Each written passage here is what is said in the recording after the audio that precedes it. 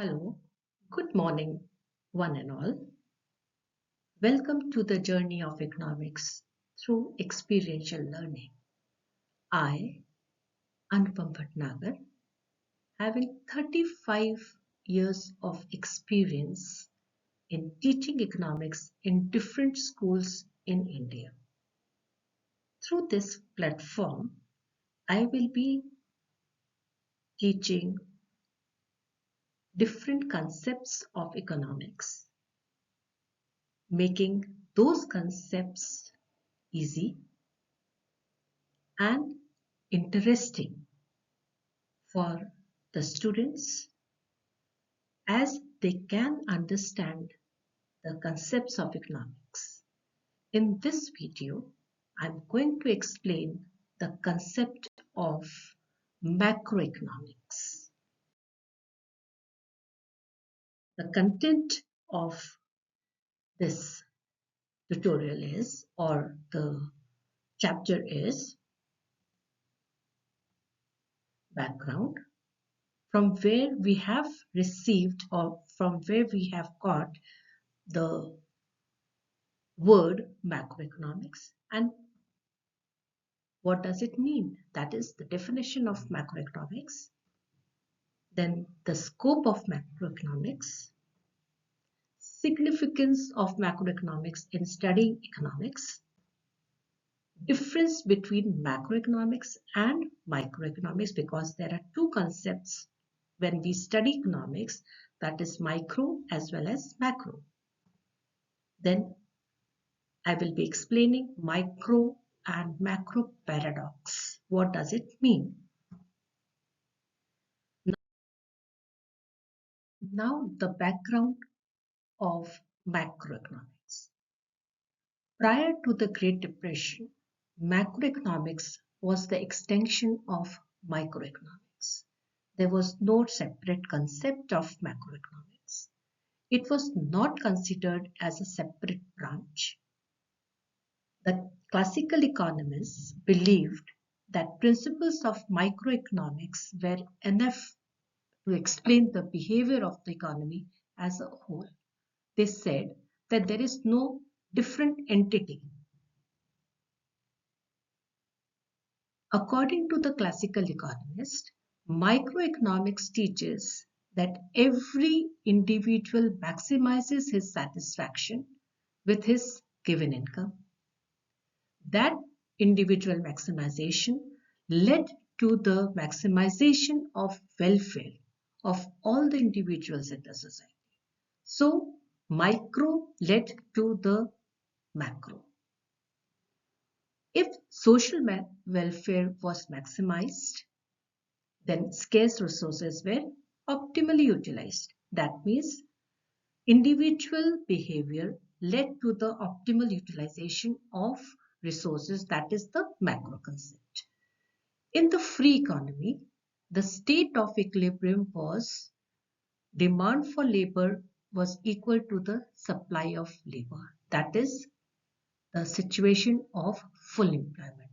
According to the classical economist, there was no disequilibrium in the society.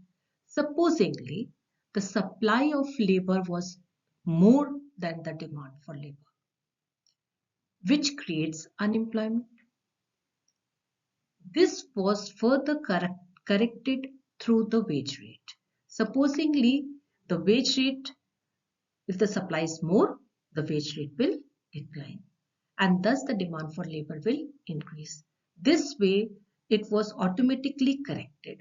According to the classical economists, there was no disequilibrium in the economy, and economy was always having equilibrium. This full employment was always there in the economy.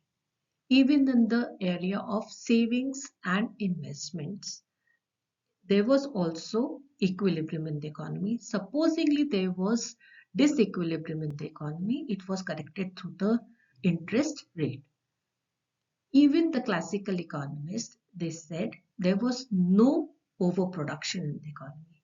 If there was more supply, the supply will create its own demand. So there was no disequilibrium in the economy during according to the classical economist.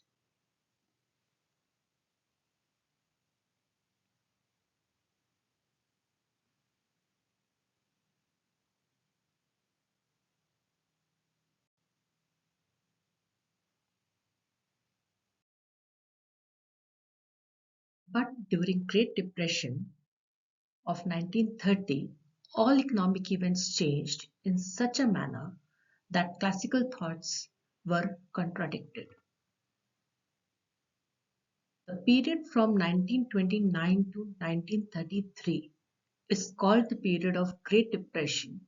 In this period, there was huge fall in the events of output and employment in the countries of Europe and North America.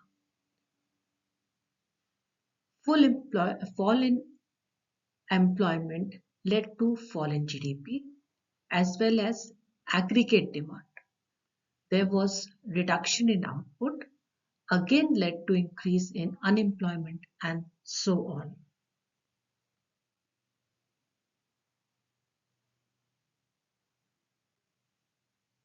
Demand for goods in the market was low. Many factors of production were lying idle. Workers were thrown out of their job. That means when the demand was less or it was decreasing, the market was very low. Employers were not employing factors of production. That means it led to unemployment in the economy. Workers were thrown out, their income decreased. Naturally, the aggregate demand of the economy also decreased. Now, this went on and on. That means when there was low aggregate demand, there was low planned output. Naturally, employees were knowing that there will be less demand in the economy, so they reduced their output. Then there was low level of employment. Naturally, when they were throwing out the laborers from their production unit because they were reducing the production, and low employment led to low GDP, and naturally again it led to low aggregate demand. Almost all the economies of the world faced the problem of deficient demand and deflation during this period of Great Depression. When aggregate demand is less than aggregate supply, that is the situation of deficient demand. And during that time, there was deficient demand.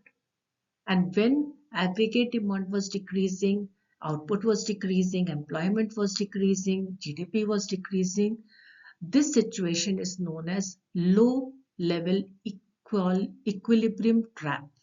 Low level equilibrium trap. That means our economy, the economies were under the trap of low aggregate demand. But the classical economist failed to answer to this low equilibrium trap. Market forces of demand and supply failed to break it. Then the concept of macroeconomics emerged. And this was given by J.M. Keynes. These events made economists think about the functioning of economy in the new way. Thus, the subject macroeconomics was born.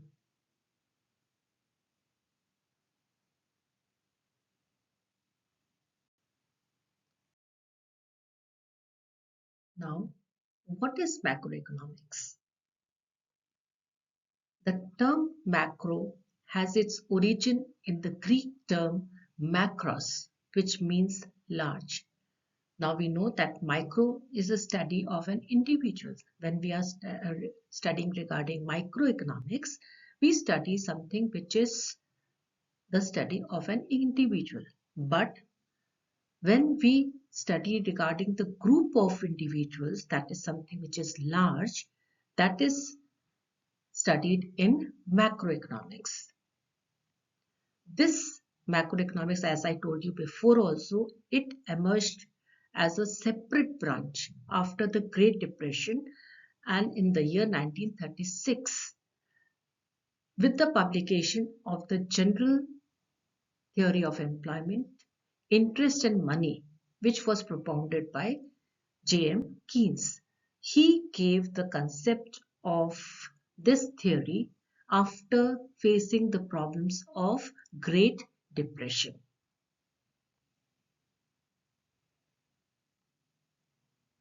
Then what is macroeconomics? As the definition says, macroeconomics is defined as that branch of economics which studies economic issues or economic problems at the level of an economy as a whole. That means when we are studying macroeconomics, individual identity has no meaning.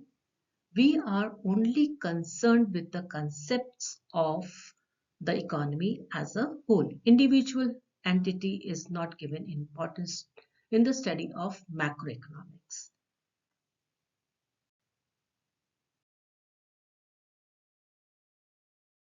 Furthermore, what is there in macroeconomics?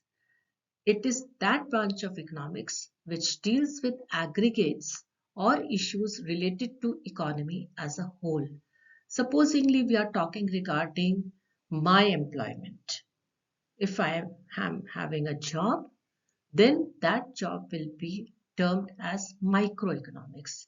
But when we are talking regarding the jobs of all the individuals in the economy, then that observation will be termed as macroeconomics. That means it is dealing with the aggregates, only the aggregates. Now, what we study in the macroeconomics? We study or it is concerned with the determination of aggregate output. Please be very particular in the words aggregate. There in micro we talk regarding individual, but here we are talking about aggregate output and general level in price level in the economy. That means not the price of a single commodity, but the price of all the commodities in the economy. So we are concerned only with the economy as a whole. It studies the problem of inflation, unemployment, which are not the problem of only one individual. Yes, inflation affects single individual, unemployment affects single individual, but total inflation is affecting the total society. Unemployment problem is also affecting the society.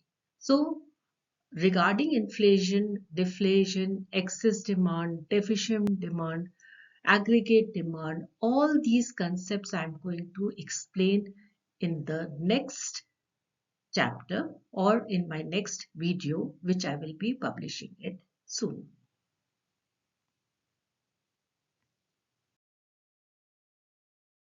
Now, when we have studied regarding what is the definition of macroeconomics, then we will be going to study regarding scope of macroeconomics.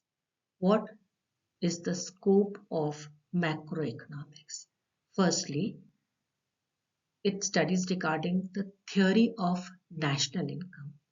That means it studies the concept of national income, their different elements, methods of measurement, and social accounting, how GDP is calculated, and how it is related to the welfare of the people. Through national income, we can compare the economic status of different countries. Then we study regarding theory of employment.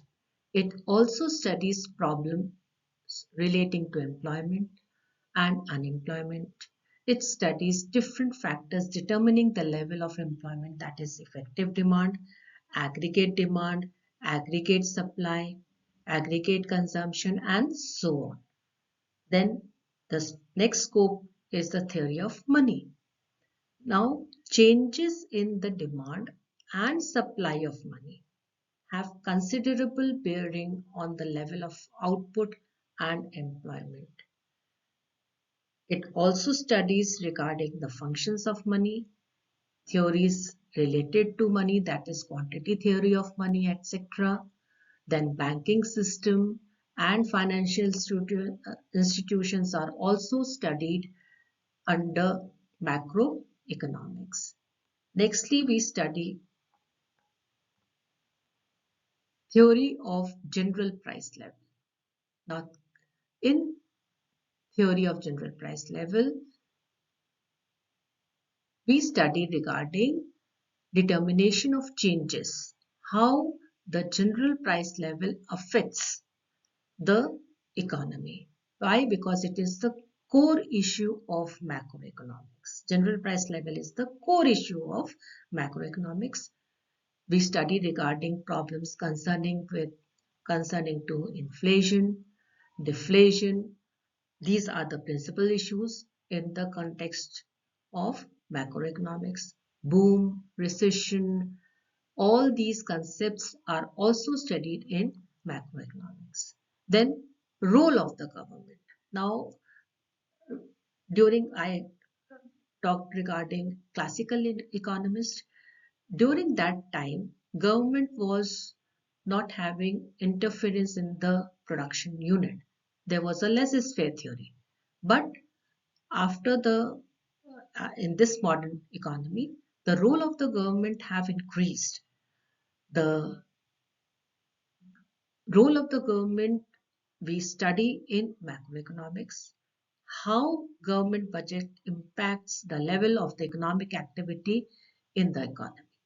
Now, in this way, in this role of the government, firstly, we study regarding budgetary deficit and fiscal policy adopted by the government. If there is a deficit in the budget, how fiscal policy is formulated, because all the economies, due to privatization and globalization, there is budgetary deficit, and how to compact with this budgetary deficit, certain fiscal policies are formulated by the government.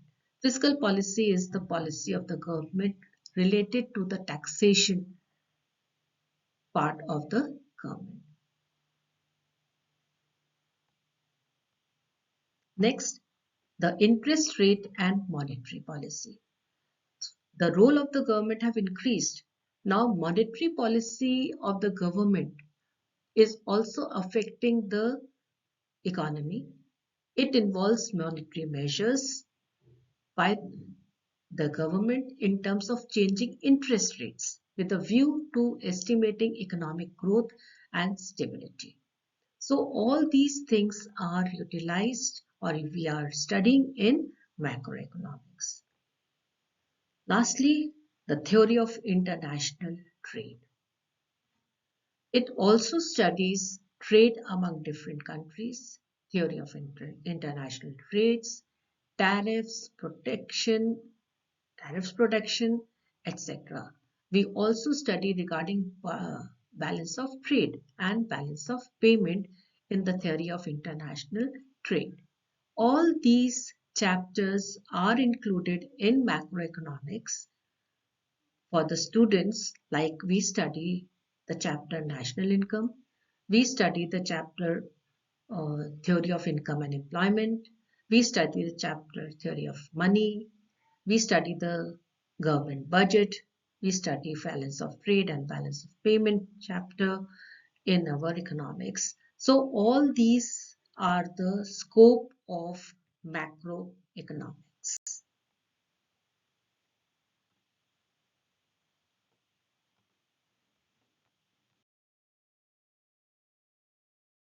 We have studied regarding the scope of macroeconomics. Now, what is the significance of macroeconomics? Why we are studying macroeconomics? Why not only we are concerned with microeconomics? So firstly, it describes the economy. And how it describes the economy? Because we are estimating national income, we are estimating the level of economic activities Through national income, through GDP, we can compare different economies, their economic situations. Secondly, we study regarding the unemployment, employment. How much is the magnitude of the problem? Are we able to solve the problem, or we are not able to solve the problem properly? We study regarding government budget. It explains how to regulate the economy. So all these three things like national income, unemployment problem or employment in the economy, and your government budget. It totally describes the economy. Secondly, it is the roadmap of growth and economic development.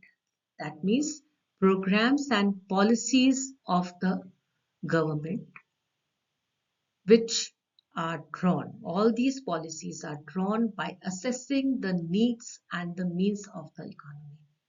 Without knowing the needs and the means of the economy, we cannot attain growth and development in the economy. So all these things are studied or are the points which we are studying in macroeconomics. Next is the economic stability. Now, this economic stability can be achieved through appropriate monetary policy and fiscal policy pursued by the government. I told you what is a monetary policy, what is a fiscal policy. Again, I'm repeating. Fiscal policy is related to the taxation and expenditure policy of the government. Monetary policy is related to the supply of money in the economy, how to control inflation, how to control deflation. All these uh, things are studied in macroeconomics, which brings economic stability. Next is the balance of payment status. Now, when we are talking regarding balance of payment status, it reveals the performance of the economy in relation to the rest of the world. And it also shows the balance of trade. How much is the capacity to export and how much there is import substitution. Next is the problem of poverty and environmental pollution. It is by using macro models that these problems are addressed. How we are addressing environmental pollution, what policies are being developed, how we are using to reduce environmental pollution, how we are reducing poverty. Why? Because this poverty is affecting the economy.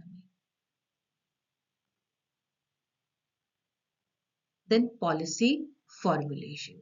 Now, policy formulation is very important. Information relating to macroeconomic variables like aggregate demand, aggregate supply, investment is extremely useful in the formulation of the policies for the growth and development of the country, without which the government will fail to formulate proper policies and to attain economic stability.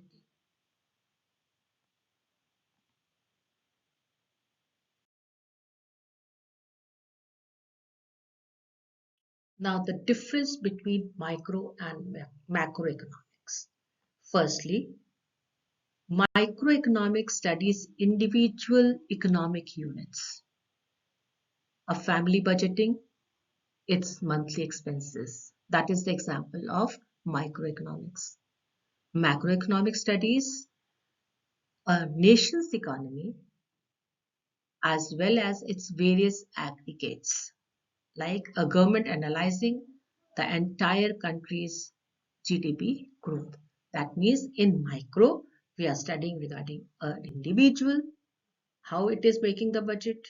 In macro, we are studying regarding the aggregates, how the government is making budget for the entire economy.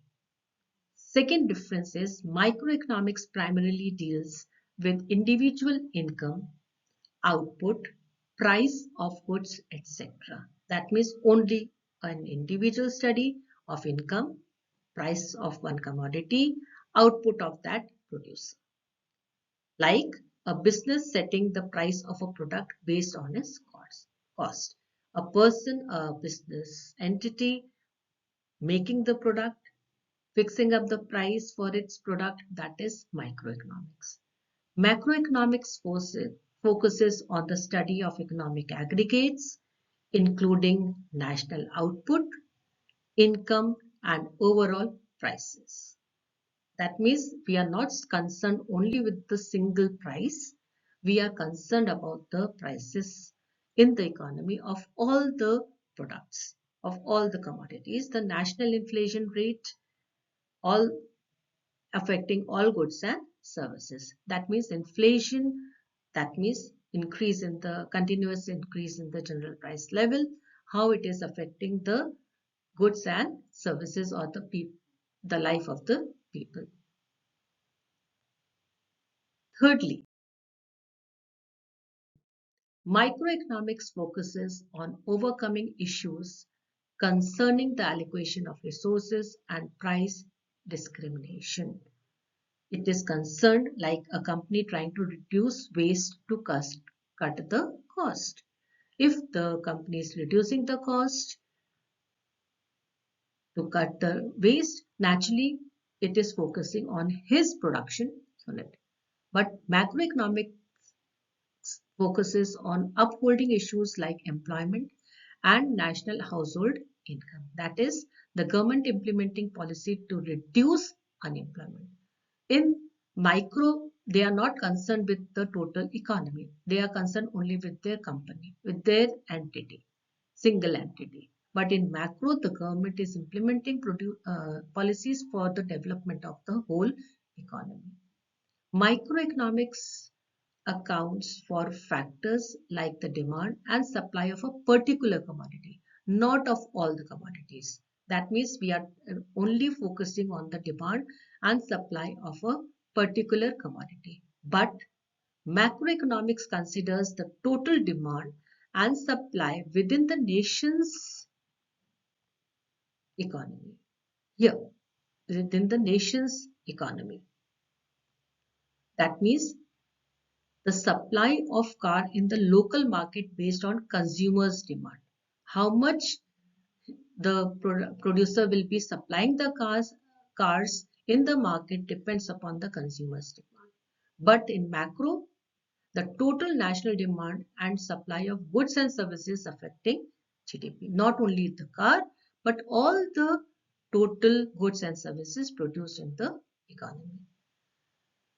Next, microeconomics provides an overview of the goods and services essential for an efficient economy and identities those that may see increased demand in the future. That is, an analysis showing that electric cars may see increased demand in the future. That means they are in micro, we can pursue we can see the future, how the future will be, what will be the future for that essential commodity.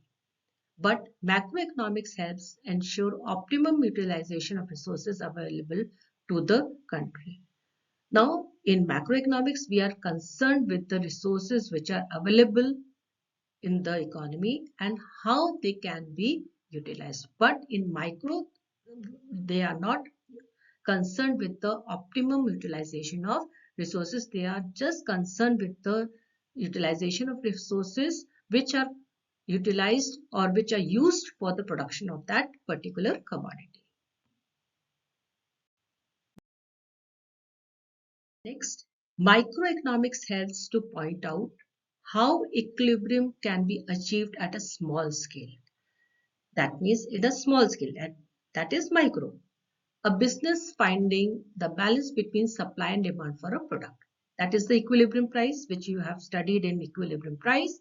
How he will be finding out the balance between the demand for his product and supply of his product. But in macroeconomics, help determine the equilibrium level of the employment and income of the nation. total employment and total income should be in equilibrium. That is studied in macroeconomics. That is a government setting policies to reach a national employment rate goal. That means we have to be particular regarding the employment problem, how to reduce the employment problem, how to attain full employment in the economy. That is studied in macro. That is the basic difference between micro and macro.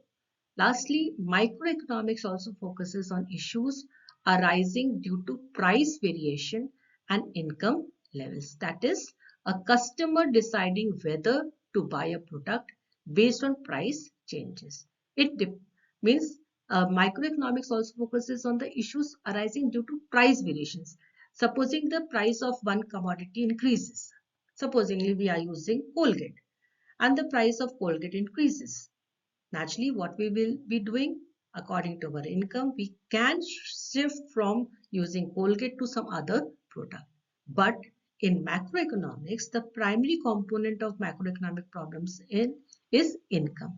That is, national policies focusing on increasing the average household income. That means they are focusing to increase the total income. That is the per capita income of the economy. That has to be achieved by the government through different policies. Now, micro and macro paradox. When a particular situation is logical in the micro level but becomes illogical at the macro level, it is known as micro-macro paradox. Something is logical in micro level, but it is illogical at macro level, then it is known as micro and macro paradox. For example, saving is a virtue at the micro level, but if all the people in the society start saving, it will lead to what will happen in the economy. If everyone will save, naturally our demand will decrease because we are saving more. When the demand will decrease, the investment will be decreased because the producers will be having loss conditions. So they will reduce their investment. Naturally, they will reduce their production. When they will reduce their production, the employment will decrease. When the employment will decrease, the income will also decrease. That means at micro level, activity of savings from income of a person is encouraged. That means more money and financial strength of the individual. But simultaneously at the macro level, if everybody tends to save from their income in an economy, this may discourage investment. No investment means no risk taking in different productive activities. Automatically, no production, no income generation. This results in the shrinking of individual savings. It is also said that more saving means lower income generation. Worse condition may also result in economic depression. Supposingly, at a micro level, I am saving more. This is a virtue. Naturally, everyone will be saving more. When everyone is saving more, what is happening? I'm demanding less because I'm saving more. I'm spending less. When everyone is saving more, naturally they are demanding less. What is happening when we are demanding less? Producers, what they are doing? They are producing less. When they are producing less, naturally it will affect the employment rate. They will reduce the employment. Naturally, what will happen to our income when we are unemployed or we are thrown out of the job? Our income will decrease. Again, if our income will decrease, what will happen to the savings? Are we able to increase the savings? No. So whatever is suitable for micro level may not be suitable for macro level. That is known as micro-macro paradox. Now, after studying regarding macro, let's find out the answers of these few questions.